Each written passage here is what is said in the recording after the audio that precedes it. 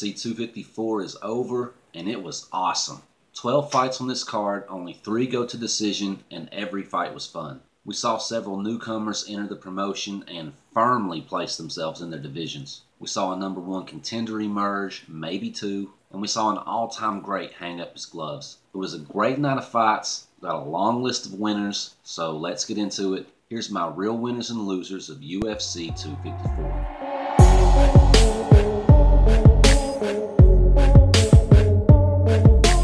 To open the event, we have a lightweight bout between Joel Alvarez and Alexander Yakalaev. Alvarez wins by an armbar submission in the first round, and it went exactly the way Alvarez likes his fights to go.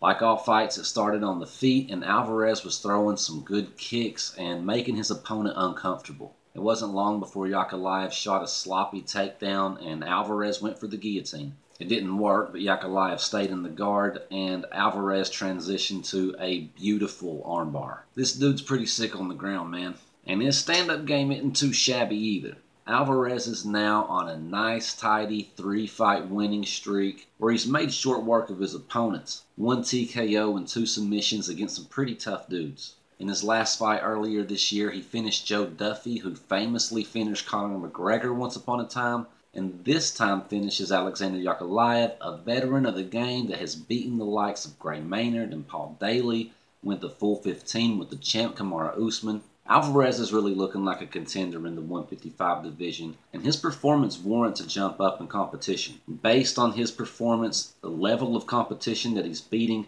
and the fact that he's becoming a recognizable face and furthering his personal brand, he deserves to be on my real winners list, and I really want to put him on it, but he also missed weight by 4.5 pounds, which is simply inexcusable. If you can't make 155, go back up to middleweight. Joel does everything right except the one thing that's required in this division. So although he looked amazing, he's not going to qualify for my list. Let's move on.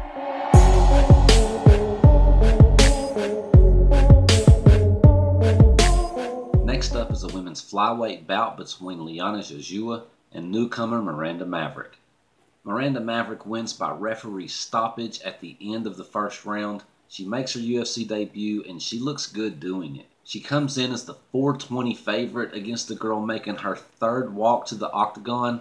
That's pretty crazy. But Maverick is a pretty well-established fighter. She's the latest signing of the Invicta girls, and she's done well in that promotion, so the odds here say it all. Miranda Maverick is the better fighter. I like Liana Jojua. I thought that her last outing against Diana Belbita was impressive, but Maverick proved these odds correct and messed Jojua up. She was hitting her at will and connected with a mean elbow that split Jojua open and right across her nose. That was near the end of the first round, and about 30 seconds later, the ref called off the fight. Miranda Maverick wins her UFC debut in emphatic fashion, and she'll win my Debutante to Watch award too. She's only 23, she's sitting in a great spot right now. She's also got one of the coolest names in MMA, and that always helps. Miranda Maverick, big winner.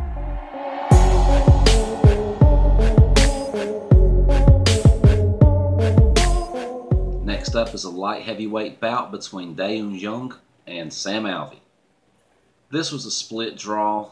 We've only got 3 decisions on the whole 12-fight card, and this is the first of them. Of the 3, this would be ranked 3 in my must-see decisions rankings. But that doesn't mean it was boring. It wasn't. Both of these dudes went for it, and what we got was pretty much 15 minutes of them slugging it out. Sam Alvey has been fighting in the UFC for a while, amassing a 10-9 and now 1 record. He's gotten a little bit of momentum here and there, but now finds himself on a 5-fight stint that has seen no W's. Dae-Un Young, inversely, was on a 12-fight winning streak, was coming off of a big KO of Mike Rodriguez, and was riding 2 UFC finishes in his mini outings, but he couldn't get past Sam Alvey. Young had some real momentum going into this one, and a dominant performance with a big KO would have done him some big things. And Alvey, well, he just needed to win. It really didn't matter how.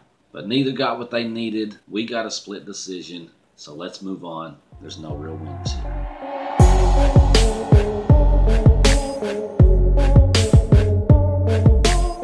Next up is a welterweight bout between Alex Oliveira and Shavkat Rakhmanov.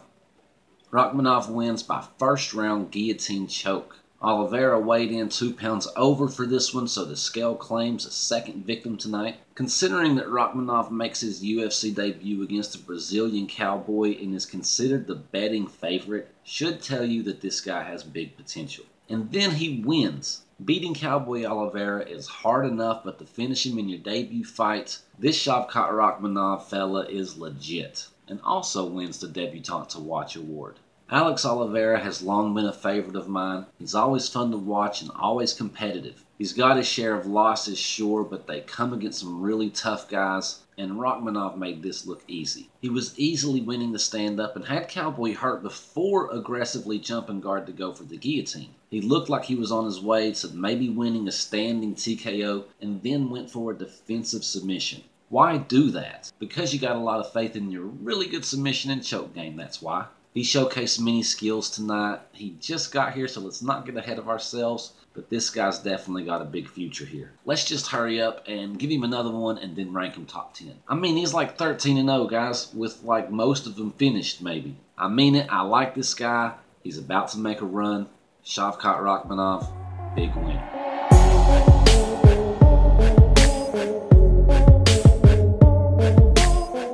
Next up is a catchweight bout between Nathaniel Wood and Kinney. Kinney wins this by unanimous decision. This is the second decision of the night, but it takes top prize on my must-see decisions ranking.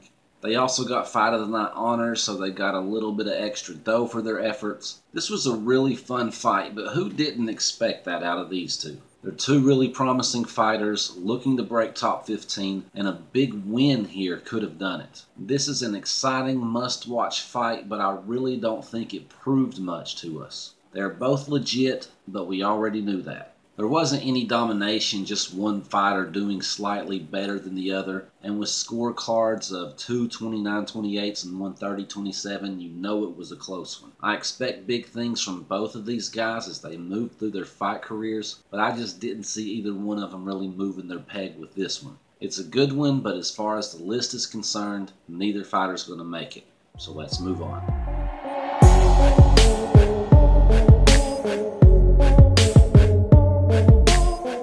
Our featured undercard fight was a heavyweight bout between Stefan Struve and Tuivasa.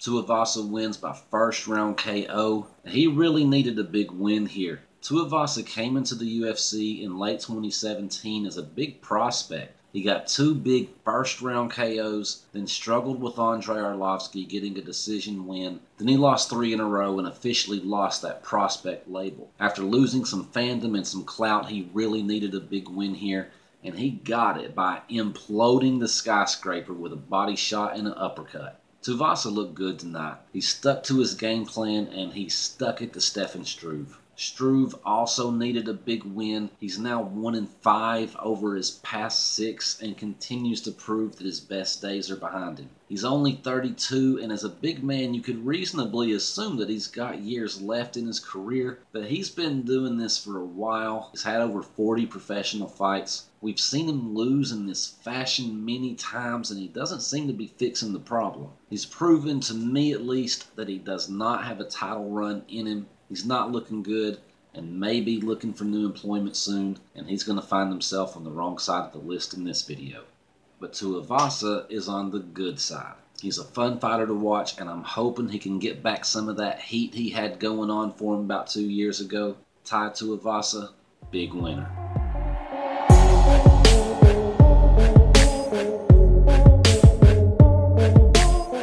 We opened up the main card with a light heavyweight bout between ranked number 11 Magomed Ankalaev and Ion Cudalava.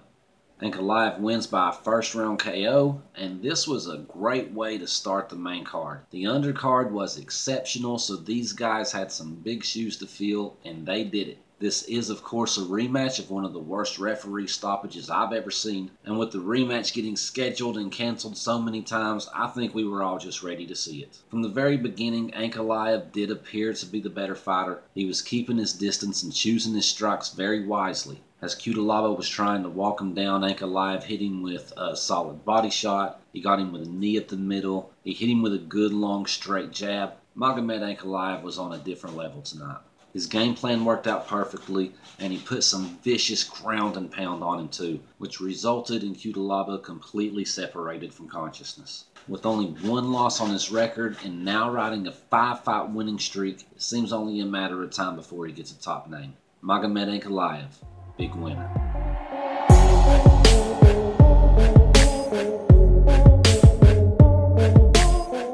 Next up is a women's flyweight bout between ranked number 5 Lauren Murphy and newcomer Lilia Shakirova.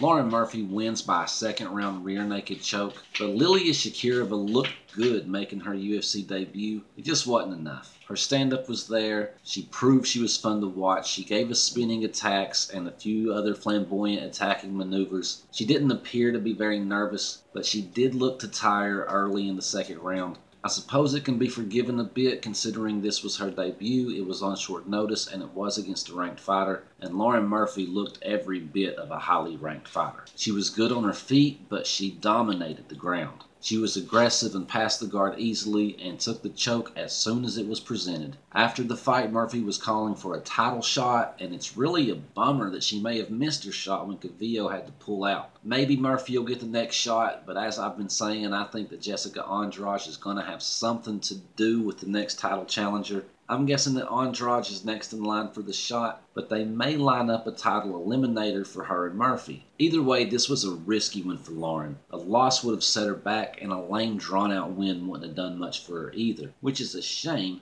because Shakirova is a legit fighter. In fact, she'll get a Debutante to Watch award too. But Lauren took care of business and made the whole flyweight division look really good in the process. Andrade, Khabib, Maya, and Murphy all making statements and making up the top 5. We welcome Lilia Shakirova to the division, and we've got Miranda Maverick riding into town too. The flyweights are being built, but right now's Murphy's moment. Lauren Murphy, big winner.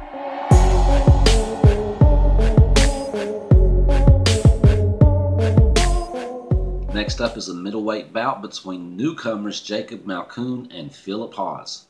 Hawes wins by first round KO. These guys walk into the Octagon for the first time and walk back out just a few seconds later. Well, one guy danced out and the other guy got carried out, but you get the point. It didn't last long is the point. It only took Hawes 18 seconds to throw some devastating bombs, and they all hit their targets. Phil Hawes looks like an absolute beast here. He's got the build to be intimidating and the strength, speed, and power to reinforce the image. He's now got the second fastest finish for a middleweight debut, and he's gonna develop some clout with this win.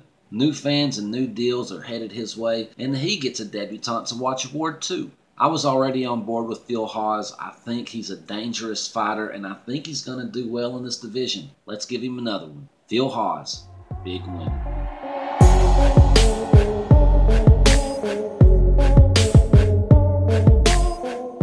Next up are the heavyweights, ranked number 7 Alexander Volkov and number 10 Walt Harris.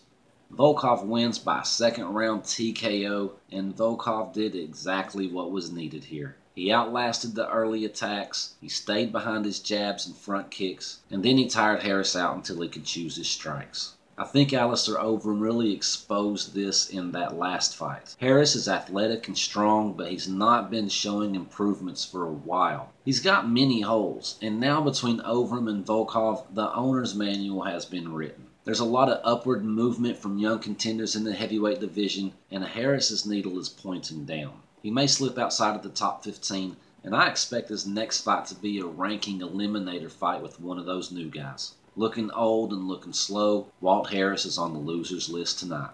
But it's not like he lost to a scrub. Volkov is a very good fighter, and he's one of the smarter heavyweights. He saw the holes, he followed the game plan, and it came out looking rather easy. But I'm not sure he's going to climb the rankings much. At number 7, it's hard to move up, and everyone ranked above him has looked really good recently. Maybe he'll switch with Junior at number 6, but he's not going to go higher than that. His only 2 UFC losses were against Derek Lewis and Curtis Blade, so this win should at least warrant another opponent from the top 5. So for that reason, Alexander Volkov, big winner.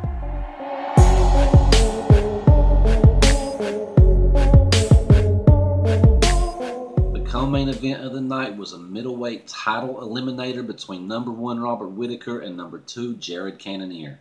Whittaker wins by unanimous decision. When I make my list here, I take several things into consideration to determine what constitutes a winner. Climbing the rankings, getting new fans, increasing your brand, showing an improved skill set, creating an argument to get a better opponent, Okay, so here's a very fun fight to watch that was relatively close. Whittaker won this fight, but Cannonier kept it competitive, which is exactly what I expected to happen. And at rank number 1 and number 2, as far as rankings are concerned, this is exactly what was supposed to happen. It was a fun fight between two of the best middleweights in the world, and if you haven't seen it yet, I suggest that you do. But everything that happened was kind of supposed to happen. We all know that Whittaker is the second best middleweight on the planet, and he didn't do much to make me think that he's closed the gap between him and the first best by much. So I find it hard to call Whittaker a real winner based on the fight. But now he does get another crack at that first best. So, Robert Whittaker, big winner.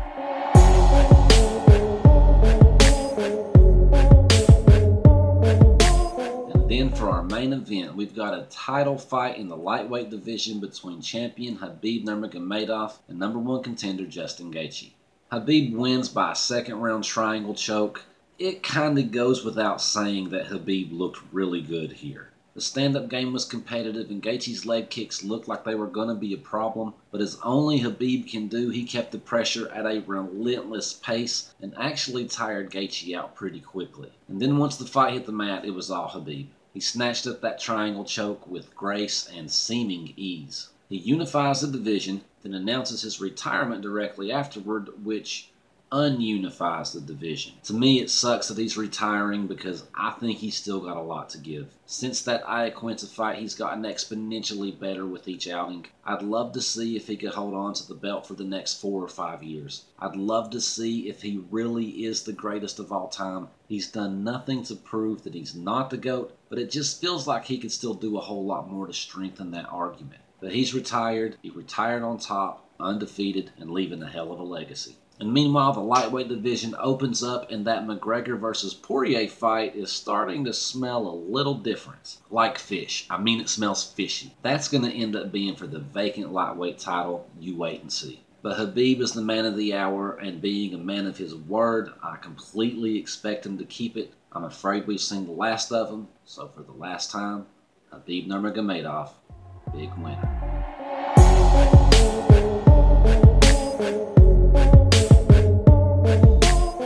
There's my real winners and losers of UFC 254. It was an amazing night. If you missed it, find a way to check out some of these fights because they were awesome. I was particularly impressed with the newcomers and with Yakalaev and of course Khabib. I'm sure we're going to be talking a lot about Khabib's retirement, but we can't talk too long because we've got another good one coming up next weekend. My personal favorite, Anderson Silva, takes on Uriah Hall in a free one on ESPN Plus this coming Saturday, and it promises to be a good one. I'll have a prediction video out soon, so hit the subscribe button to be notified of it. Till next time.